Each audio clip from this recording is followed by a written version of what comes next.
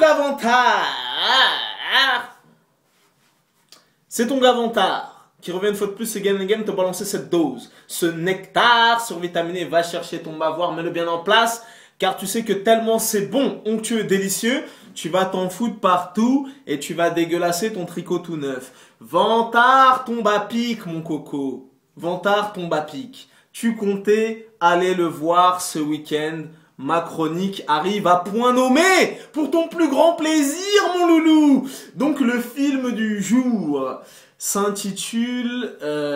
comment il s'intitule d'ailleurs? C'est une très bonne question. Il s'intitule Everest. Donc, le film a été réalisé par Balthazar Komakure. Je sais plus d'où il vient, d'Islande ou j'en sais rien.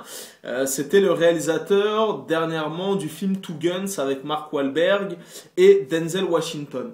Donc, Everest, tu as vu la bande-annonce, tu as arpenté le métro parisien, tu as vu des affiches placardées un peu partout.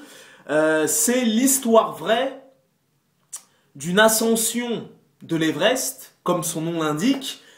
Et bien évidemment, l'ascension de ce sommet ne va pas se passer comme prévu, tu l'imagines bien. Il va avoir des péripéties rocambolesques, voilà, nanani, nanani, nanana. Donc déjà dans un premier temps, mon coco, mon loulou, va chercher un autre bavoir. Ils ont osé comparer ce film à Cliffhanger. Bon, il faut pas blasphémer le Seigneur. Il faut pas blasphémer le Seigneur. Cliffhanger de Renny Harlin avec Sylvester Stallone, sorti en 1992 ou 93, c'est soit l'un soit l'autre, reste le film incontournable, intestable et indétrônable des films de montagne. Jusqu'à ce jour, ça fait plus de 20 ans, on n'a jamais fait mieux, tu vois ce que je veux dire? Donc comparer ce film Everest à Cliffhanger, c'est blasphémer le Seigneur, tu vois ce que je veux dire? Va à l'église dimanche et demande pardon parce qu'il ne faut pas pousser mes mains dans les orties. En tout cas, quoi qu'il en soit et quoi qu'il en résulte, tu peux y aller. Tu peux y aller ce soir, tu peux y aller ce week-end, tu peux y aller quand tu veux. Vantard a testé cette dose, je l'ai authentifié, je l'ai validé et c'est un bon divertissement. C'est un film de bonne facture, c'est un film correct, tu vois ce que je veux dire? Donc c'est un peu sans surprise, tu sais que voilà, ils vont escalader l'Everest, qu'il va avoir des petits soucis techniques, qu'il y en a qui vont rester sur le carreau, tout ça et tout, donc voilà. Donc à l'arrivée, ça donne vraiment un bon film.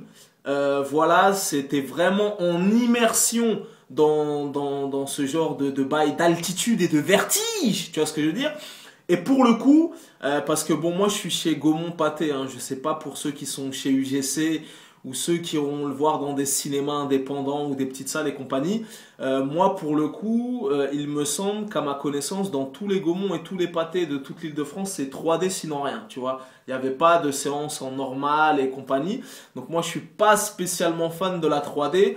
Pour le coup, j'étais obligé de me manger la 3D et la 3D est vraiment très réussie. Vraiment, ça vaut le coup, tu vois. C'est pas des 3D bidons, nanani. Là, c'est des vrais bails de 3D. La 3D, elle est incroyable, voilà. Qu'est-ce que j'ai aimé dans le film? Comment ça s'appelle? Les acteurs sont assez convaincants. C'est un casting de luxe, hein. C'est vraiment un casting 4 étoiles. Josh Brolin, Jack Gyllenhaal, Jason Clarke, Sam Worthington, Keira Knightley, Robin Wright Penn, et j'en passe, c'est des meilleurs. Tu vois, c'est vraiment un casting haut de gamme et grand luxe. Voilà, les acteurs sont assez convaincants. Comment ça s'appelle? La bande originale du film, très très très importante pour un film qui se passe en altitude et compagnie, où t'es un petit peu coupé du monde et tout. La bande originale, ça rajoute vraiment un petit plus, et pour le coup, elle est vraiment bien. Pour toutes les filles qui vont aller voir ce film, je vous dis direct, c'est un film lacrymal, donc vous pouvez prendre une boîte de mouchoirs et pleurer toutes les 17 minutes comme ça, parce que c'est vraiment un film lacrymal. Et voilà, c'est vraiment prenant, tu vois. Et au final, je peux te dire, mon gars, que quand tu seras assis dans la salle, bien au chaud, vraiment bien au chaud, et que tu vois le film, je peux te dire que mon gars, Dame, tu vois, t'es dans des bails de, tu vois ce que je veux dire? T'es vraiment content d'être au chaud. Parce que pour le coup, c'est voilà, ils sont vraiment dans des bails d'intempéries, dans des bails de température qui défient la loi de la gravité et compagnie.